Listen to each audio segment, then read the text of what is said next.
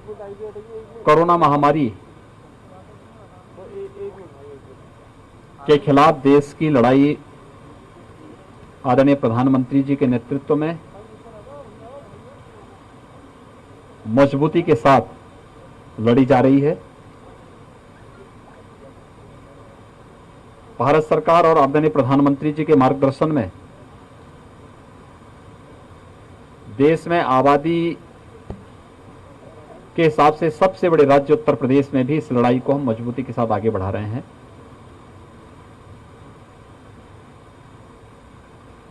आज उसी का परिणाम है कि उत्तर प्रदेश के बारे में फर्स्ट वेव के समय भी कुछ आशंकाएं व्यक्त की गई थी कि फर्स्ट वेव में भी लोगों का मानना था कि उत्तर प्रदेश में कोरोना पॉजिटिव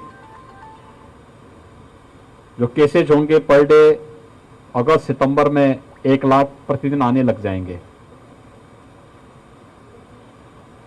भारत सरकार के सहयोग से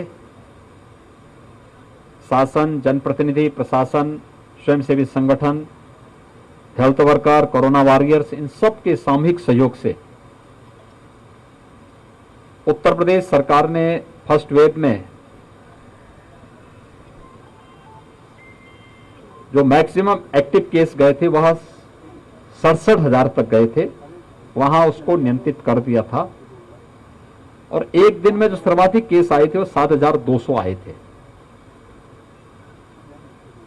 जब सेकेंड वेव देश के अंदर अलग अलग राज्यों में कहीं मार्च में प्रारंभ हो चुकी थी, उत्तर प्रदेश में मध्य अप्रैल से इस सेकेंड वेव प्रारंभ हुई, तो उस समय सभी विशेषज्ञों ने कहना प्रारंभ कर दिया था कि उत्तर प्रदेश में इस सेकेंड वेव, इसकी विशाल आबादी को ध्यान में रखते हुए उन्होंने आशंका व्यक्त की थी कि 25 अप्रैल के बाद 1 लाख कोविड पॉजिटिव के केस प्रतिदिन उत्तर प्रदेश में आएंगे। लेकिन एक सामूहिक प्रयास जो हुआ, भारत सरकार, राज्य सरकार, जनप्रतिनिधि, प्रशासनिक तंत्र, हेल्थ वर्कर, कोरोना वॉरियर्स, स्वयंसेवी संगठन, जनता जनार्दन, सबके सहयोग से सेकेंड वेव को भी पूरी तरह नियंत्रित करने में हमें सफलता प्राप्त हुई। और उसमें खासतौर पर जो पीक था वो पीक अब नियंत्रण में है। उत्तर प्रदेश के जो आंकड़े हैं, इसमें 24 अप्रैल को हमारे पास 38,055 केस आए थे एक दिन में,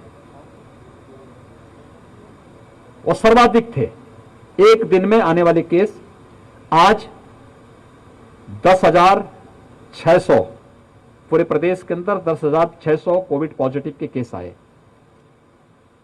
हमारे यहां पॉजिटिविटी ज्यादा थी और रिकवरी कम थी प्रारंभ में, अप्रैल के अंत में।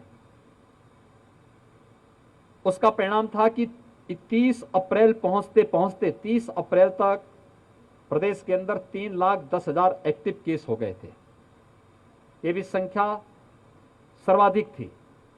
और उसके बाद जो कार्रवाई हम लोगों ने टेस्ट एंड ट्रीट की, एक एग्रेसिव कैंपेन हम लोगों ने प्रदेश के अंदर जो प्रारंभ किया,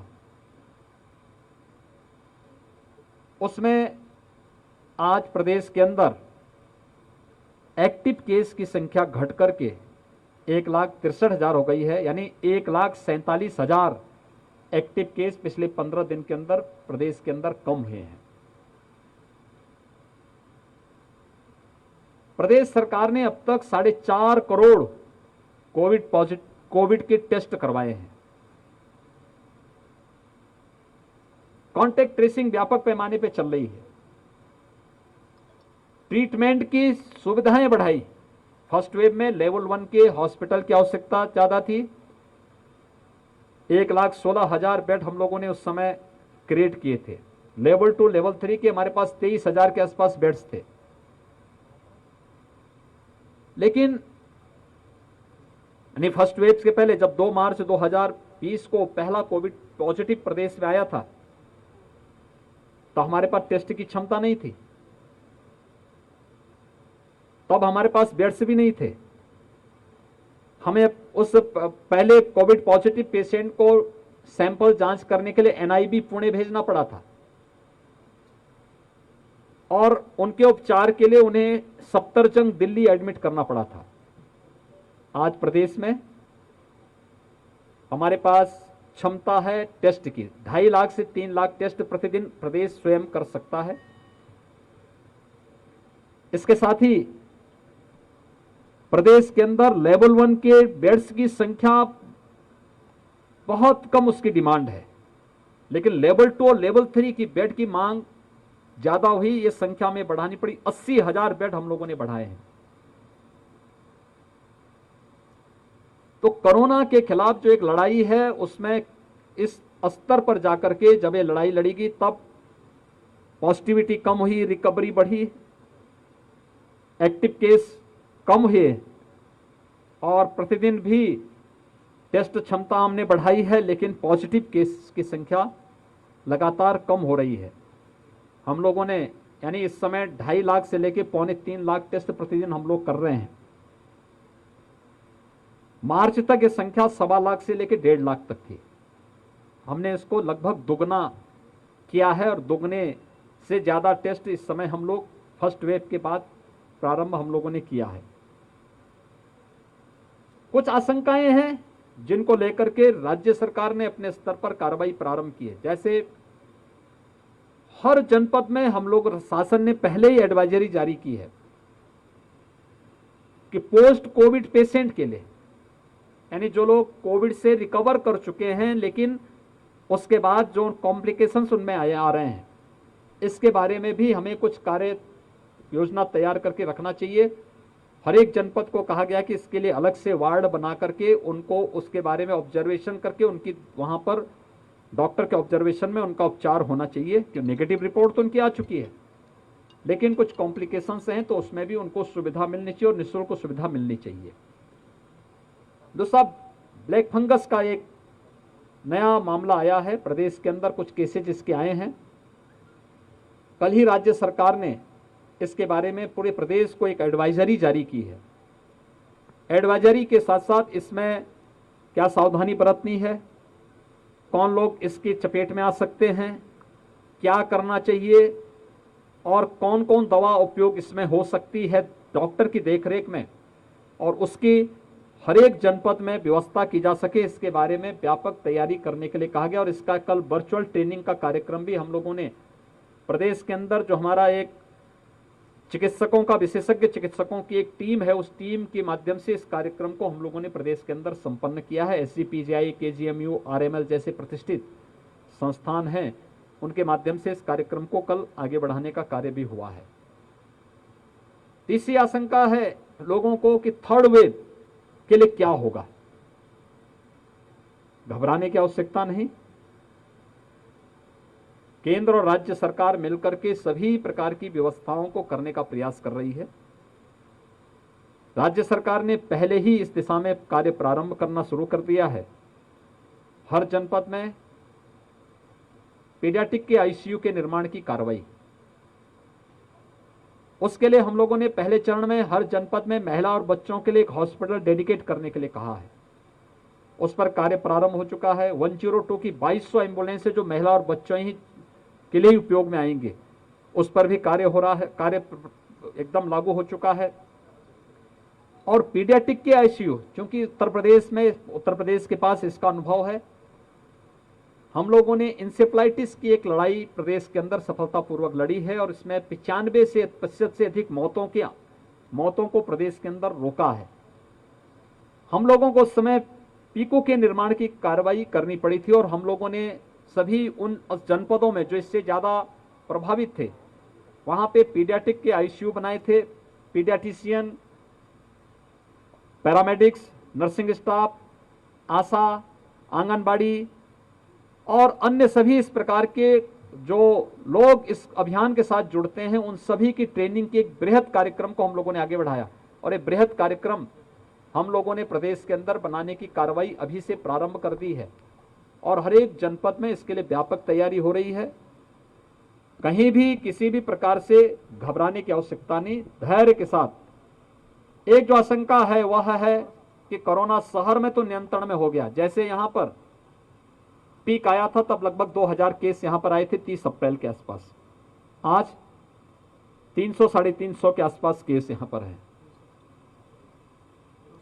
269 है, यानी 269 केस पॉजिटिव आए हैं गाजियाबाद में।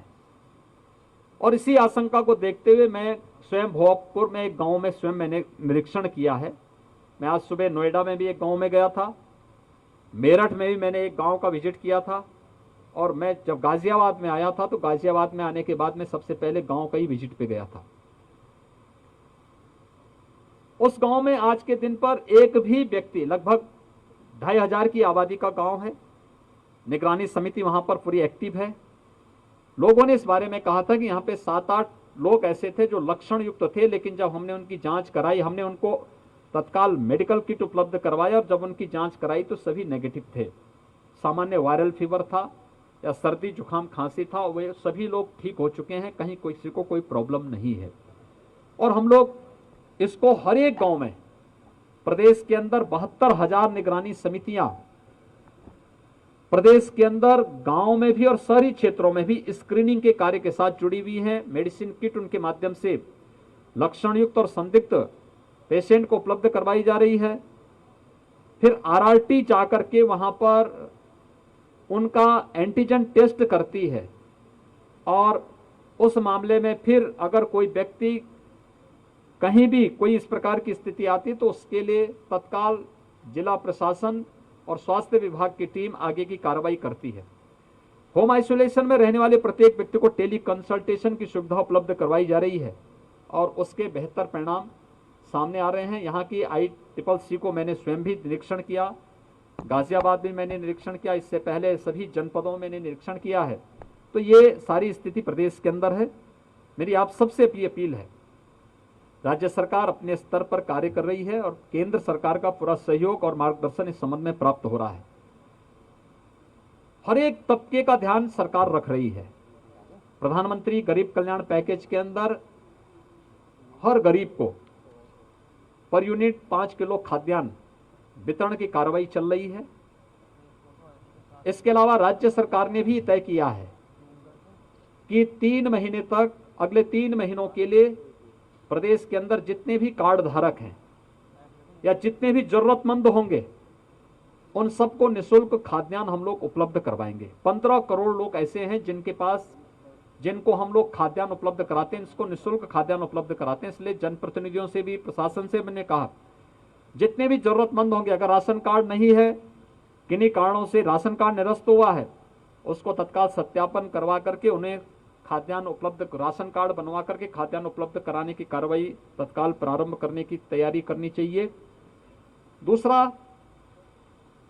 कोरोना कर्फ्यू के कारण कुछ तबके में काफी लोगों के कार्य, कुछ लोगों के प्रभावित हुए हैं। यद्यपि हम सभी उद्योग चला रहे हैं, उद्योगों में कोविड केयर सेंटर हम लोगों ने बनाए हैं, वहां पे कोविड हेल्प डेस्क भी बनी हुई है, लेकिन इस सब के बावजूद जैसे स्ट्रीट वेंडर हैं, ठेला खोमचा लगाने वाले लोग हैं, रिक्शा, ई रिक्शा, नाविक, नाऊ है, धोबी है, मोची है, इस कैटेगरी के लोगों के कार्य प्रभावित हुए हैं।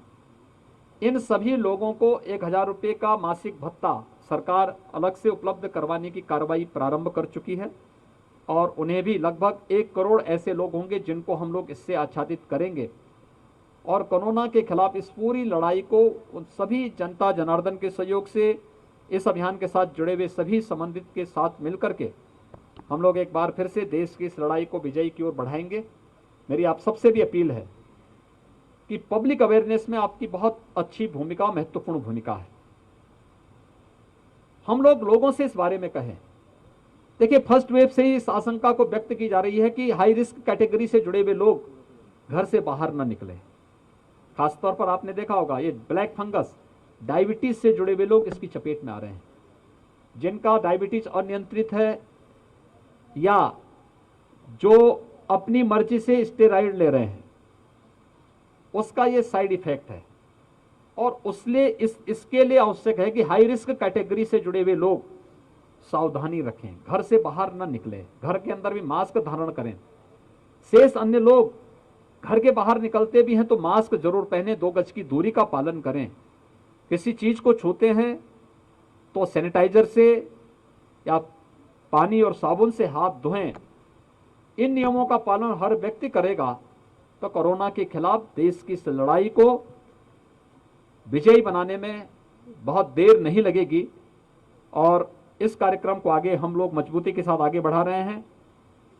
गाजियाबाद नगर के अंदर ऑक्सीजन के 9 प्लांट स्वीकृत हुए हैं, जिन पर कार्य कुछ में प्रारंभ हो चुका है, कुछ पे कार्य प्रारंभ होने होगा। लेकिन ऑक्सीजन के क्षेत्र में पूरे प्रदेश को आत्मनिर्भर बनाने के लिए भी केंद्र और राज्य सरकार ने कार्य प्रारंभ किया है। वर्तमान में 300 ऑक्सीजन प्लांट पूरे प्रदेश के अंदर हम लोगों ने लगाने की कार्रवाई प्रारंभ की है, जिसमें से 9 अकेले गाजियाबाद में, और इस पूरी कमिश्नरी में 35 ऑक्सीजन प्लांट यहां पर केंद्र और प्रदेश सरकार मिलकर के लगाने जा रही है, जिसमें कुछ CSR से भी है और कुछ प्राइवेट सेक्टर से भी जुड़े हुए लोग निवेश कर रहे हैं। हमारी उसमें पॉलिसी आ चुकी है, इंसेंटिव उन लोगों को हम उपलब्ध करवा रहे हैं। वैक्सीनेशन का कार्यक्रम भी बृहद स्तर पर चल रहा है। 45 प्लस में 3,45,196 लोगों को अकेले गाजियाबाद में वैक्सीन दिया जा चुका है और 18 प्लस में 17,822 युवाओं को अब तक यहां वैक्सीन दिया गया है। तो 3,63,018 कुल लोगों ने अब तक गाजियाबाद में वैक्सीन लिया है। वैक्सीनेशन के इस कार्यक्रम के लिए हम लोगों ने ग्रामीण क्षेत्र में इसके बाद हम टारगेट करने जा रहे हैं। हर कॉमन सर्विस सेंटर में गांव के किसी दिव्यांग को, बुजुर्ग को, महिला को रजिस्ट्रेशन के लिए, ऑनलाइन रजिस्ट्रेशन के लिए परेशान नहीं होना पड़ेगा। हम वहां से उनकी सुविधा उपलब्ध करवाएंगे और हर एक व्यक्ति को सुरक्षा कवच वैक्सीन के माध्यम से भी उपलब्ध करवाने का कार्य करेंगे। धन्यवाद। सर